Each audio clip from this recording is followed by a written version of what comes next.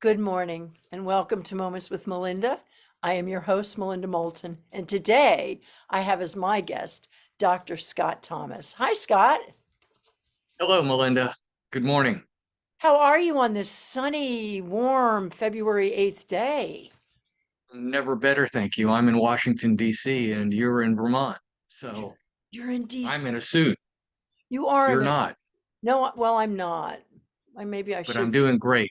maybe I I should had a be. chance to meet with our fantastic congressional delegation, and I'm heartened by how well represented we are in Vermont. So, but I'm doing great in answer to your question. Aren't we lucky? Well, let me tell my viewers a little bit about you. Dr. Scott Thomas is the 12th president of Sterling College.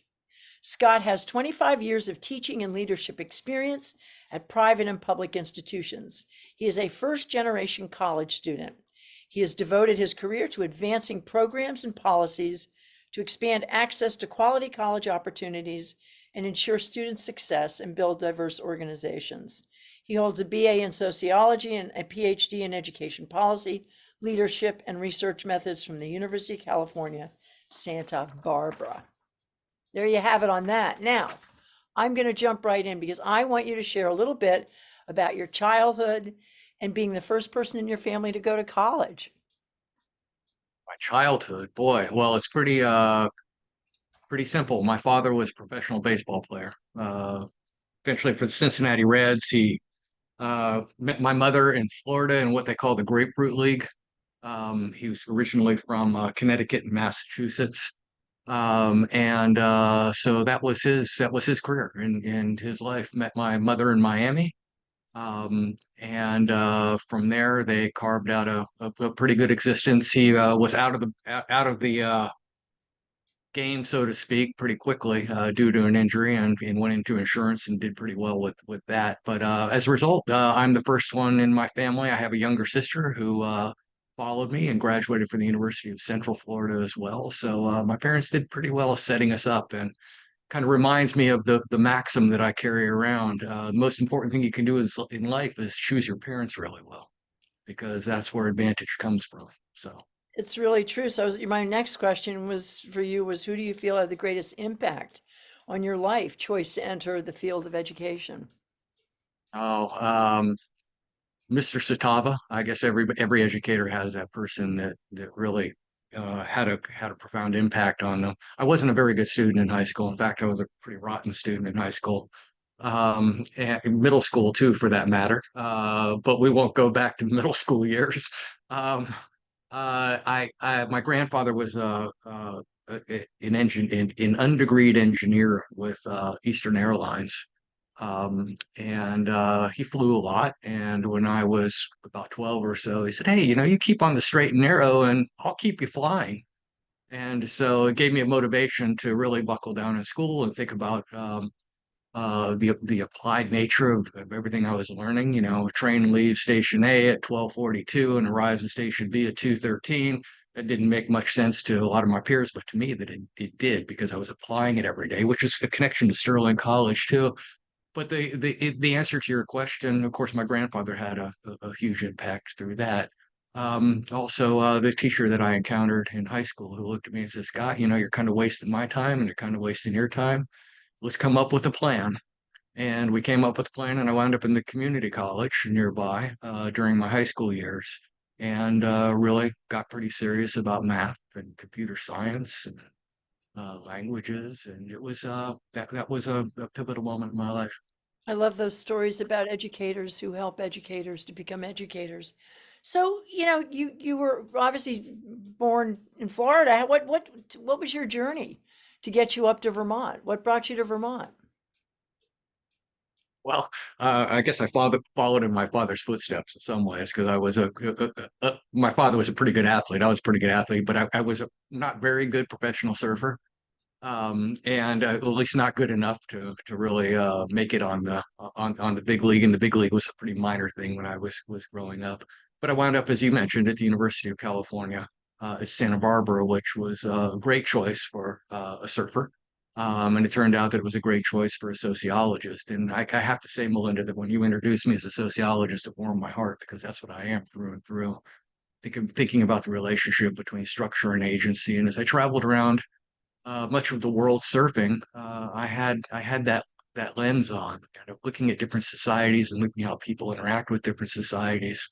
And I decided I wanted to pursue that. What college access looks like, how education makes a difference in people's lives. So I became an academic. My first job was, surprise, Hawaii, University of Hawaii, where I was at the University of Hawaii for 6 years. And as my career progressed, I was at the University of Arizona, the University of Georgia, the Claremont colleges for a while. And then at the Claremont colleges, I became an administrator and I was dean of a college of education. And I got to thinking about where I might make a big impact, and I became aware of an opportunity at the University of Vermont. They were looking for a new dean for their College of Education and Social Services. And I said, well, what do I know about that? I applied and I absolutely fell in love with the place. And that was another transformational moment in my life, is coming to Vermont, working in Vermont in education.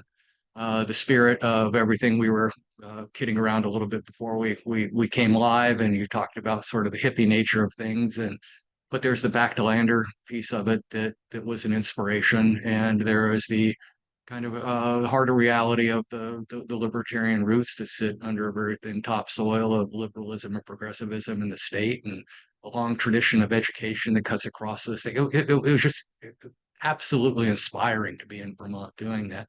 I went to Wyoming at the beginning of the pandemic. Just a variety, there was a variety of opportunities to think about doing some different education projects around competency-based education and working with teachers on scale.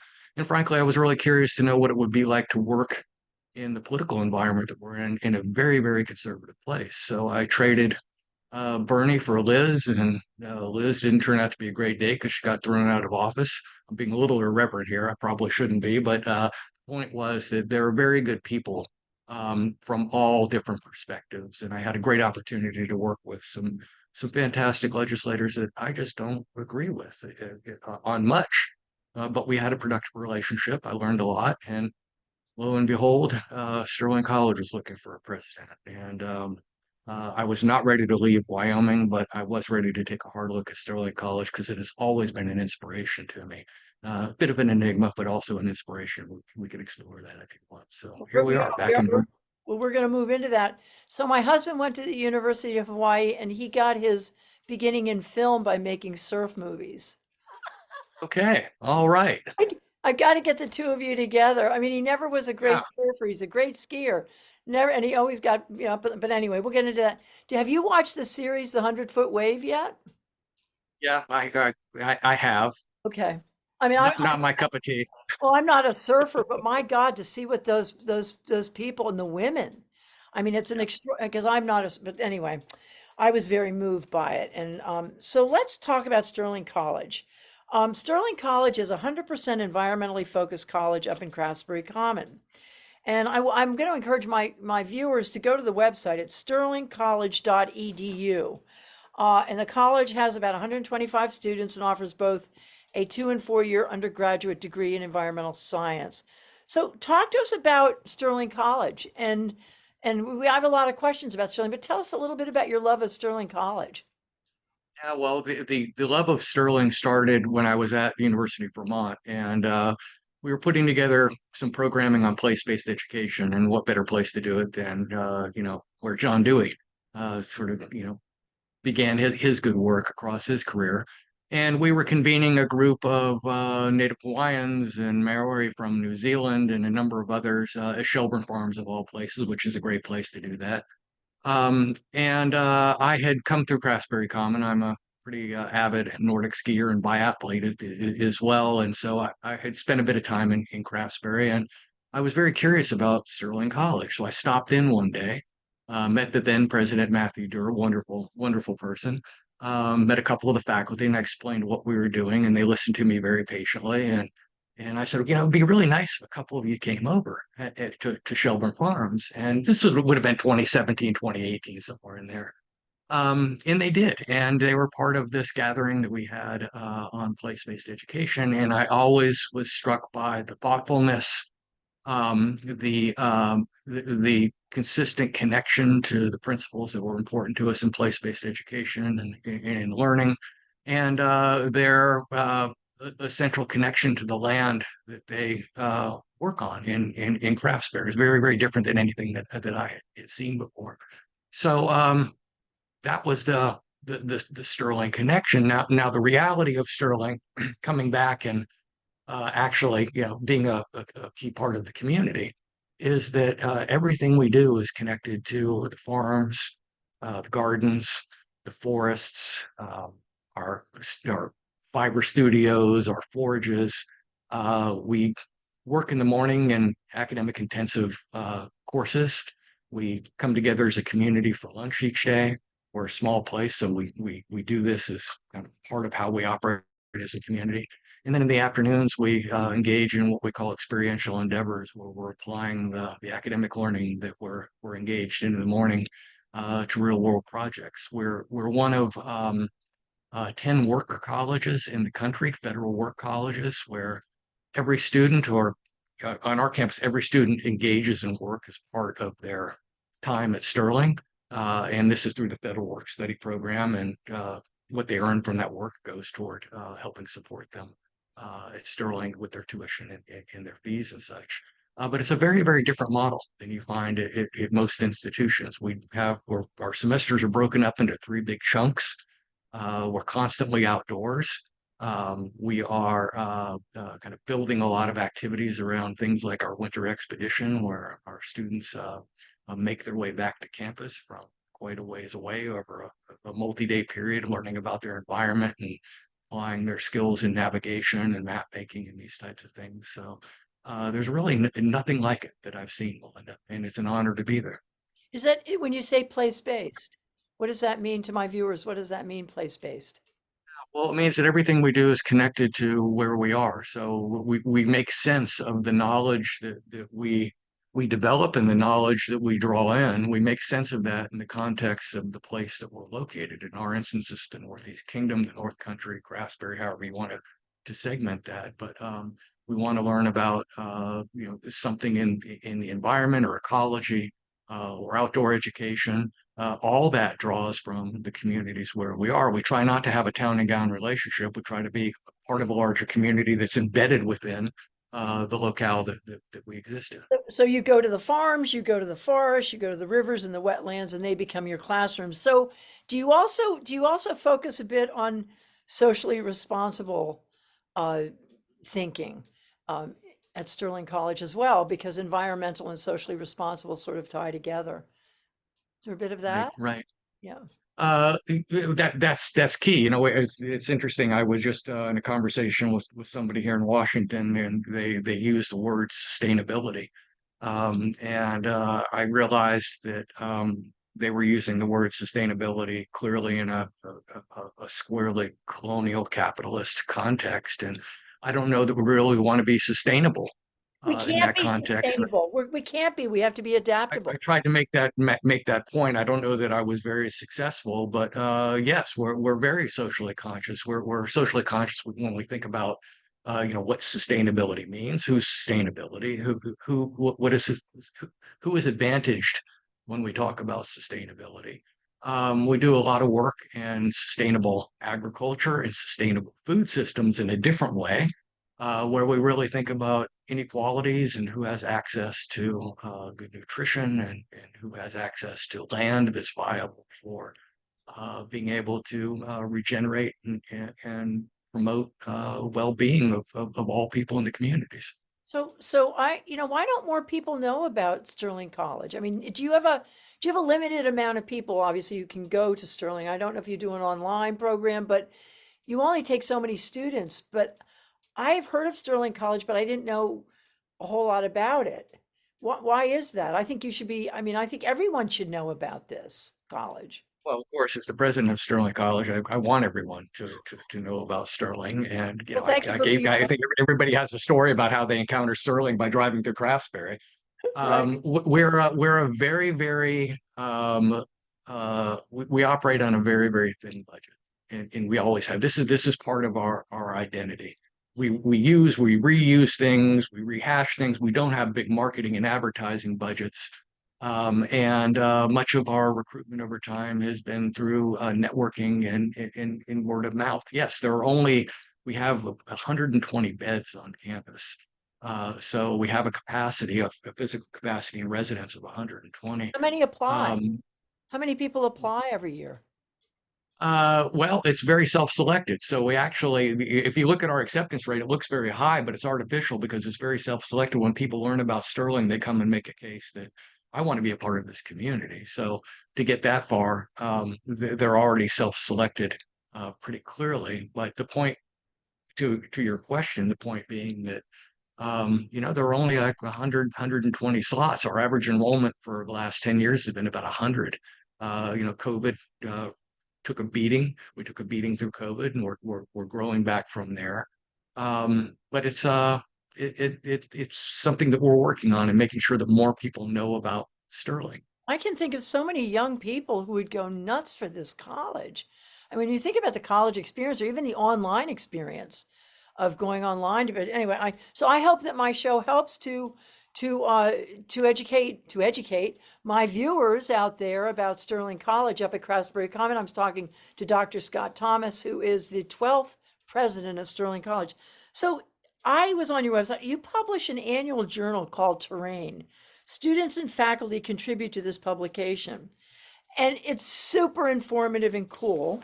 I love the recipe from Liz Shadwick for Bavarian beer cheese, and Bunzels, but I also really enjoyed the article Traveling Through the Watershed, which was written by Farley Brown. Talk to us a little bit about this journal and how do people get a copy of it? And tell us about this, Scott. But let me take a step back and then come to the journal. The online piece, which is connected to the journal and outreach, the journal is clearly a vehicle for outreach. We have a program. If you go to the website, you'll see called EcoGather, which is basically it's an online learning environment for people who are interested in some of the most cutting edge topics on food systems and how we create a more. I'm avoiding the word sustainable now that I Adaptable, brought it up. adaptable. Use Yeah, adaptable. yes. So, but also connected to that is how we communicate about some of the other things that we do and some of the expertise that we have. You note both the column by Liz, our great chef and head of kitchen at Sterling, and Farley Brown, one of our Yes. faculty experts there. Farley's fantastic. We've got a great faculty. They write in this. Terrain is a fairly young publication, and we usually release it in the fall. I came in the summer, and we decided that we were going to hold it until later in the spring when we'll be likely to be releasing an issue again in the summer of that. And thank you Well, for highlighting it. I am, and I'm going to put it up as soon as we're done. I'm going to get up on my social media that I met with you today. To talk to us a little bit about the Sterling Capstone Project. Yeah. So every student, as it is said, every student, their studies culminate in a project of some sort. And I had the pleasure of sitting through presentations and students that were graduating in the spring. But it's very much like I think similar to how you might think about a thesis at a traditional college, but these are often very applied. So we had students doing capstone projects on leadership with youth groups, and in the summer we had a student do a fantastic presentation on a project that they were doing with algae and water algae, and we had another student that was focused on tanning and all the different ways that you can tan different types of hides. And again, all real world connected skills. I heard somebody the other day talk about the role of colleges and in encouraging dreaming and really getting people to think big. Yeah, we're dreamers, but we're also doers No at kidding. Sterling, and I think that's manifest in these capstone projects that So you're highlighting. there's a practicality to this college which really appeals to me. So you also have a work program where students can develop their skills and refine their interests in the work program. Talk a little bit about that. Yeah, so the campus is run effectively by students, and we have a staff of less than 50. Every student has a job. This is part of us being a designated federal work college. Students are working in the kitchen, students are working in the offices. We have a lot of students working on our farms with the animals and working in the gardens, running our CSA and these types of things. So everybody has a hand in the functioning of the Sterling community. And Do they it's ever, again another very unique feature of Sterling. well, the other unique thing is that you have social support groups for BIPOC folks and also for the LGBTQIA and Pride community too, that you have these support groups. Talk a little bit about the diversity up at Sterling. Yeah, so diversity in places like Vermont is a challenge. Certainly, diversity in rural areas are always a challenge. And speaking of challenges, I was challenged by some students recently about, hey, we fly Black Lives Matter flag, we fly the Pride flag, great, but is that just performative? What are we doing?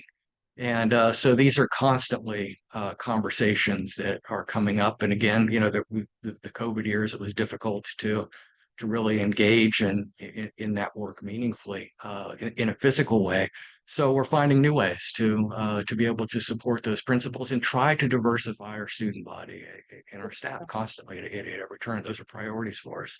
Wish we could be making more progress on them, but we're relentless in our commitment to that. Good for you. Yeah, I really love seeing that. So I've told you this one before the show started, but I love Sterling College. I have fallen in love with this college, and I probably would have loved to have studied there. I wish I wasn't so old. Now, even your dining experience, 30% of the food that you serve, the students they grow 30% of the food. Right. Yeah, exactly. And in fact, here's an interesting factoid, and I'll send you the link to the group that has done this. Sterling College is ranked number one in North America for its farm to table. I'm short circuiting their phrasing for its farm to table food system. We like to think that we're operating in a circular economy and a circular food system and a circular culture where everything that we do is brought back to our community. So we try to source everything as locally as we can, whether it's grown on the farms or in the gardens, or whether it's coming from providers that are in our area. So again, top priority, and we've been recognized for that internationally.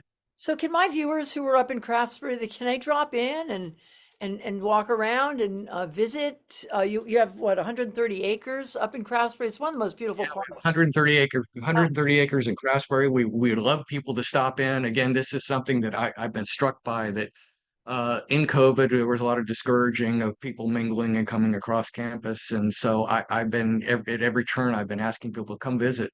We'll happy to give you a tour.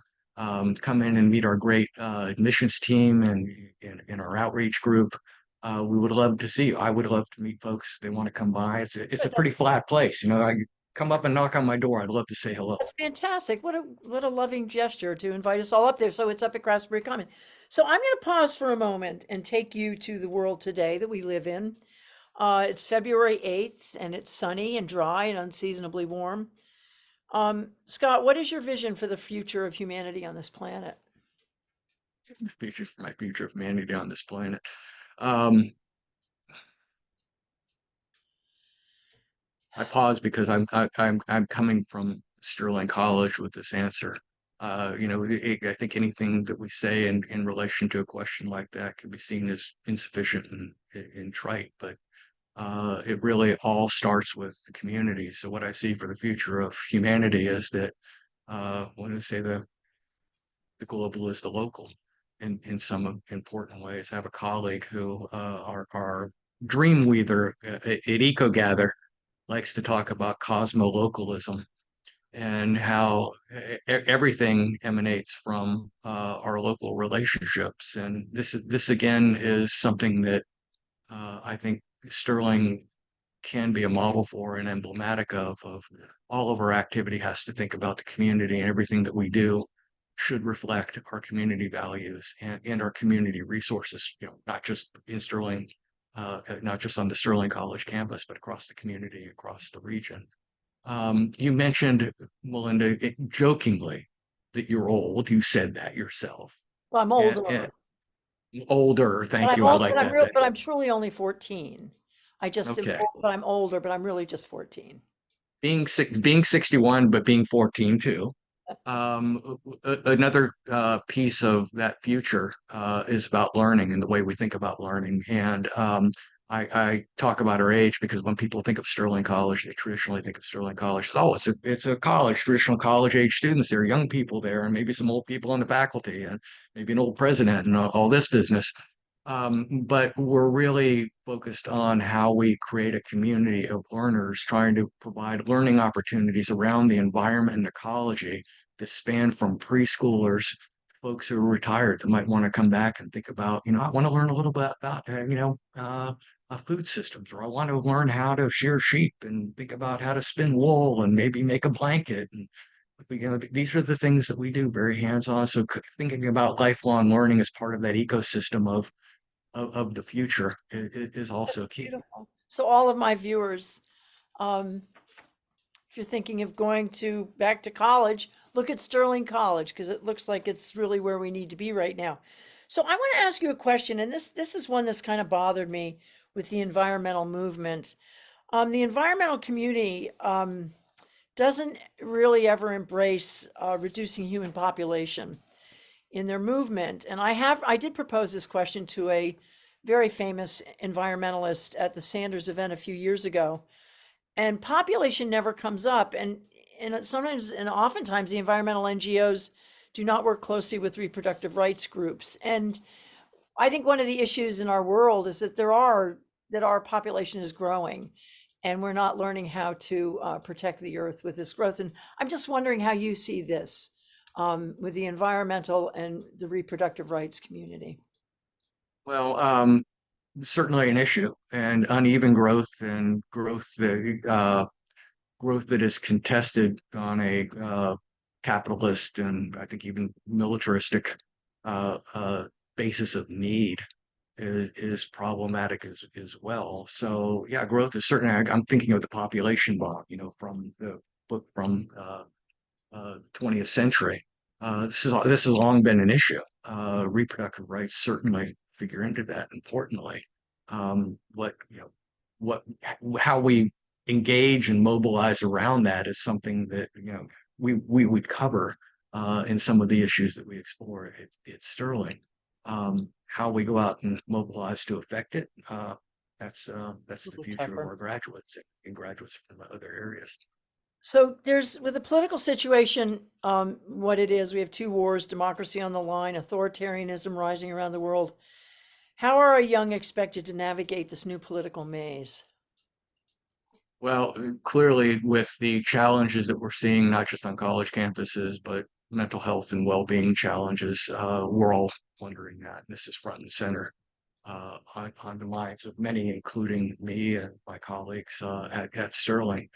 Um, it's about trying to understand agency and trying to think about how we take the knowledge that we have and the privilege that we have to bring to bear on improving the conversation. Again, that sounds cliche and a bit trite, but it all starts with these types of dyadic exchanges and working into larger groups. The information, the knowledge, the sharing, some of that is contested in ways that it never has been. I think we're reckoning with a moment of social media where truth is a far more relative idea than it ever has been. That's part of this problem. So again, back to how do we build trust within communities and trusting relationships with one another toward improving the condition in which we're having debates about existential issues like those that you And, outlined. and Democracy really concerns me right now. And unfortunately, oftentimes we're talking to the choir, we're talking to the choir, we're talking to each other, and it doesn't get out of the beltway. I mean, in Vermont, we live in this bubble. Now, do you believe our country's educational system is growing our young population to deal with the realities of our time? Very unevenly. I joked earlier that single best decision one can make is choosing their parents wisely. The inequality in education, the education system itself is a real issue, and that would be a great place to start to think about how we advantage the disadvantaged disproportionately here. And I've been a dean of colleges of education for the last 12 years, and understand quite well the challenges associated with getting resources to the people that need them the most to address some of those inequities. This is one of our biggest challenges in the country. Absolutely. And I think Vermont does a pretty good job educating our young here in Vermont. So Sterling was one of the first colleges in the nation to divest its endowment from fossil fuel extractors. Bravo on that. I want to give you a high five on that because I was involved in trying to do that in some of the other colleges. In some instances, we failed. So I wanted to give you a shout out on You know, that. it's very important to us. It really is. So uh, I did talk about my age, and I didn't, and I got to tell you, age is so relative. Because but anyway, I was part of the 60s revolution. We talked about that too. And we tried to transform our social and environmental vision. But I'm not so sure as a generation that we succeeded in doing that because human behavior is inherently driven to seek its own self-satisfaction. How do you think we're doing? Well, clearly there are challenges, but there were challenges 300 years ago too. But back, have you read the Um, book? Have you read the book *Sapiens*? Because back then, they weren't destroying the home that they're living on. And okay, they were. I mean, we inherently do things that are not in our best interest, and I find that, and I'm part of that. I don't disengage myself from that. And have you read the book *Sapiens*? no. Okay, well, I loved it because it really took you through the growth of human beings, and that's what I love about your college is that you're educating young people to feel the earth, to be engaged in, and so many of us live above the earth and we're not engaged in it, and we're coming to the end of this show, and there's so much that I want to talk to you about, and I think I'm gonna have to do it separately over dinner or lunch or something, but. Um, I think the work that you're doing is exactly what humanity needs. I guess that's my point. Well, thank you, Melinda, and I believe it too, and that's why I came to Sterling College. It is a moment for colleges like Sterling. I think Vermont has been a great context for experimental colleges.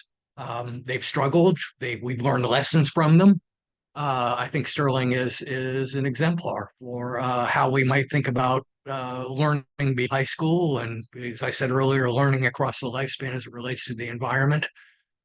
Should be an exemplar for the rest of the country and in the world. So I think that over the years ahead, you will see an increasing reach of Sterling and increasing opportunity to engage with Sterling on these issues that you're highlighting on your show about the future of our planet.